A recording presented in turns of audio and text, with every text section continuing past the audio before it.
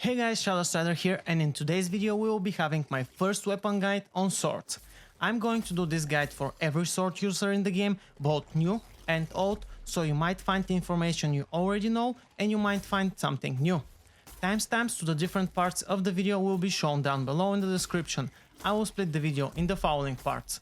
Part 1, Introduction to the sword and who should use it. Part 2, Sword attacks. Part 3, Sword combos. Part 4, Sword special tips and tricks you need to know. Part 5, Sword meta guides. And Part 6, the swords I currently find best for the end game of Dauntless. If you enjoyed this video, remember to give me a thumbs up and subscribe to the channel for more content. First, let's start with what the sword weapon can offer and which people it is most suitable for.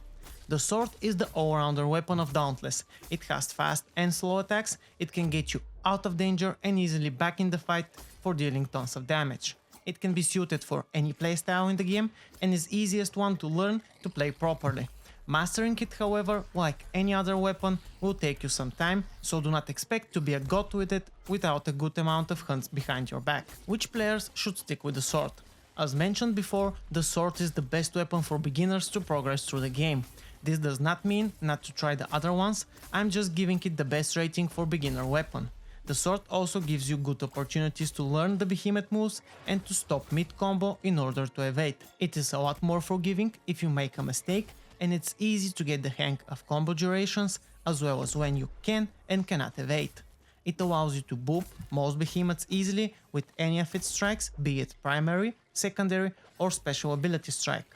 It has many builds around it. For solo hunting or team hunting, you can be doing lots of damage with it, you can be playing a more supportive role or be the part destroyer of your team, and I mean this for all body parts, not only for tails and horns or other similar behemoth parts. If any of these options attract you, then the sword is the weapon for you. Now let's look at the sword attacks. Your primary attacks are fast sword slashes. They deal less damage than your secondary attacks, but they give you better possibilities for evading and moving around the behemoths. They also are used to build up your sword special meter.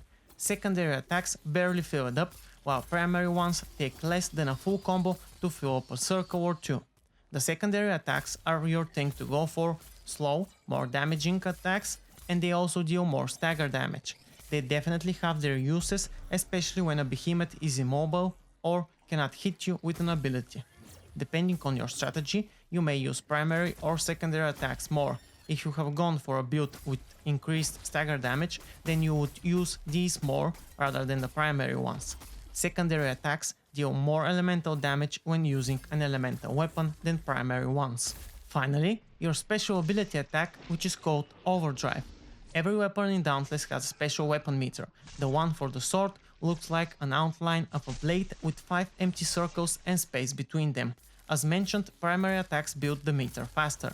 Once you fill up one of the circles, you can use your special attack. The special attack is an upward strike, which will also send a projectile towards the direction you're attacking. The projectile will not travel a long distance, so you need to be within a melee range of your target. After you activate the attack, you will also gain a buff which lasts until the meter runs out. It will give you increased attack speed and damage by 30% while it lasts. You can activate it at any circle. It does not need to be fully charged, but I highly advise you to charge it up fully and use it in a good situation so you do not waste the buff. Also, while the buff is active, you can increase its duration by using more primary attacks, since they will build up the meter while it's being drained. Let's move on to the sword combos. I know that you all have seen them, but I will quickly go through them since some people might have not played the game yet. If you need to check them while playing, you simply need to press and hold your tap button. Your first combo is Quad Cross, which is a straightforward 4 primary attacks combo. This is a fast combo that you can usually land between most behemoth attacks, or you can at the minimum execute it to the second attack sequence. It can build up a full circle of your special meter by executing it fully. Your second combo is Triple Elements, which is 3 primary attacks followed by 2 secondary attacks. After your third primary attack, you have a small period of time in which you can decide if you want to execute Quad Cross combo or Triple Elements combo depending on the situation you are in. Sometimes you might think that you can execute one, but will need to execute the other, or you might decide that you want to roll in order to evade incoming damage. Take that time in mind and remember that you always have the possibility to evade with the sword. The sword usually gives you a lot more time to evade than the other weapons between its attacks. Your third combo is repeating elements, which is 2 secondary attacks followed by a small pause and then repeatedly clicking your primary attack. This combo consumes stamina when you start using the fast primary attacks, so the moment you run out of it, you will stop.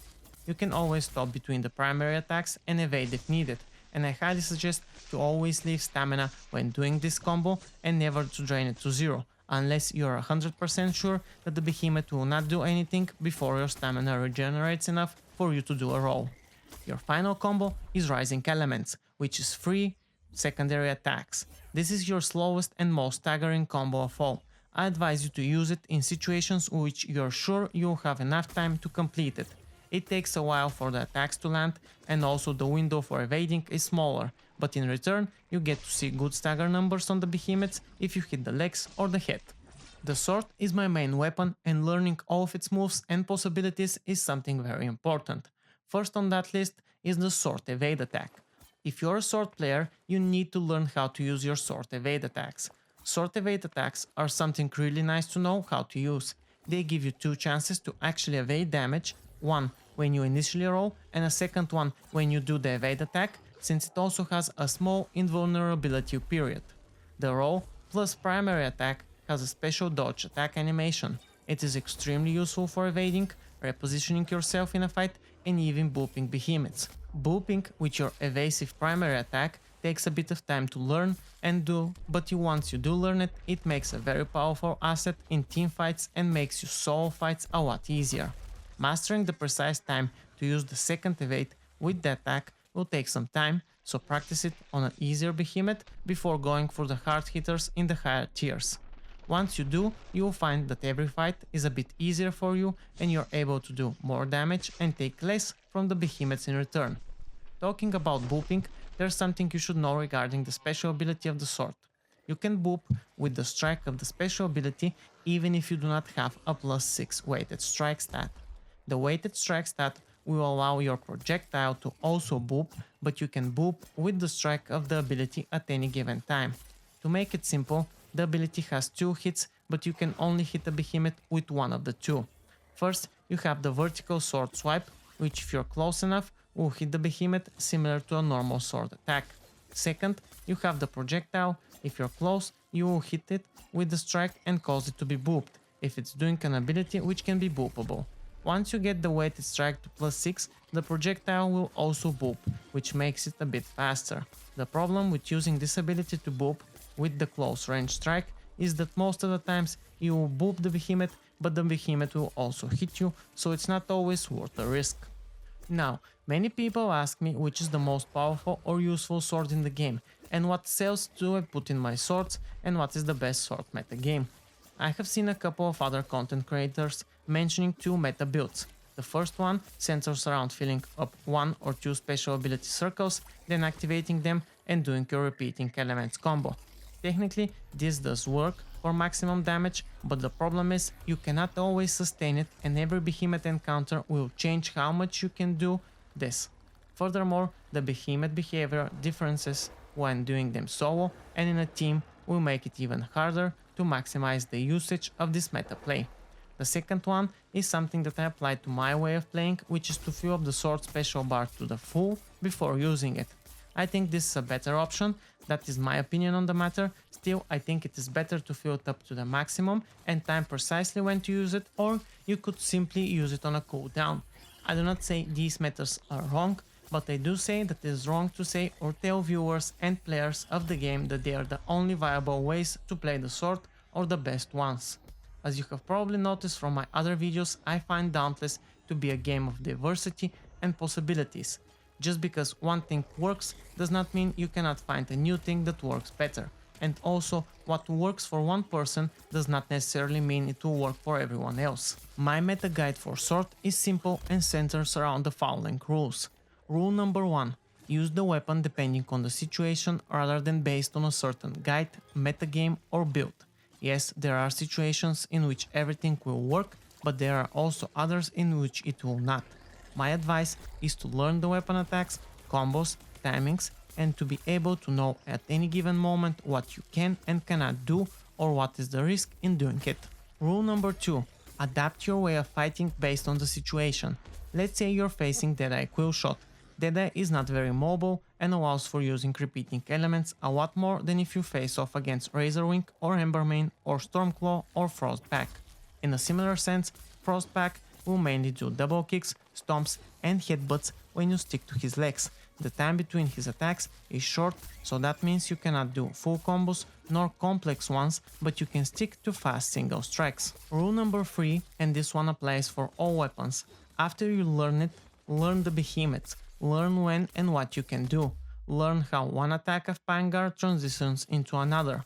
Take the above example. Staking his legs will cause him to mostly do stomps and kicks, which means you have time for 1 to 3 sword hits or alternating between sword evade attacks and special attacks.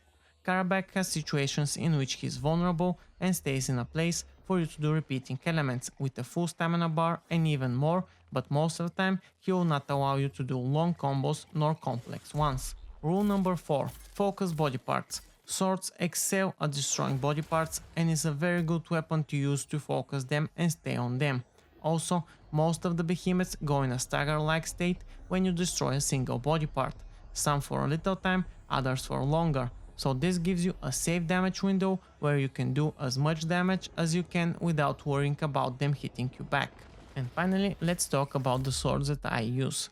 Which sword is most powerful depends on the behemoth you're facing and what gear you're using. If you're going for Rage and Rage Hunter stats, then a Razorwing sword will not help you since it gives you Blade Storm and Sharpen stats. Currently, however, the Rage Tail sword has the most pure damage alongside the Razorwing, Deadeye and Moon River ones. These 4 weapons are technically the ones which will kill a behemoth faster, but that is only based on pure numbers, and we all know that never works, because each sword has different stats that you can combine with different gear and different bonuses. Regarding what cells to put in your swords, again it depends on what you are building. Each sword has different type of cell slots and different stats. Every piece of armor has different stats and different cell slots again. You have to decide for yourself what cells to use. However, I will quickly mention which swords I personally find best at the current game version. Rage Tail Sword, because it is the best sword for killing any behemoth regardless of elemental weaknesses or resistances. As its name applies, you make your build around Rage and Rage Hunter stat for this sword. Most of the time I go for Rage, Rage Hunter, Energized and Etheric Frenzy when using this sword for max stats. Bloodfire Saber is the best weapon for farming behemoth body parts by far. If you want to know why, check my behemoth body part farming build in the description down below. It fully explains and shows in detail what you need to do in order to make this weapon one heck of a body part destroying machine. The Shroud Slicer is the most damaging sword you can pick up if you have unlocked Tragic Echo Exotic Helmet. There's nothing that can beat how fast you can currently take down behemoths by combining these 2 items. A maxed out Shroud Slicer with maxed Rage, Cunning and Wild Frenzy stat from other gear combined with Tragic Echo, Blitz and Frenzy Potion will take down any behemoth in a matter of seconds. The only one you might have a problem with is Shroud, since he has a resistance, but all other ones will either melt during the Tragic Echo effect or a little after you revive from using it. Finally, we have the Hunger, the only exotic sword in the game currently. The most fun sword to play and experiment with. You can build around the special ability or you can build around the passive special ability again. The choice is yours. Check out my Hunger build guide video, also in the description, to see what I have been trying out with. Overall, it's fun and good sword for any situation, even against Shroud himself. Just be careful not to die more to the sword special ability than to the behemoths. This is everything for this video, guys and girls. If you enjoyed it and it helped you, then give it a thumbs up. If you want to discuss something, then drop me a comment down below. Share the video as you see fit, and lastly remember to follow me on Twitch and Twitter at the links down below, as well as subscribe here for more video game and music content.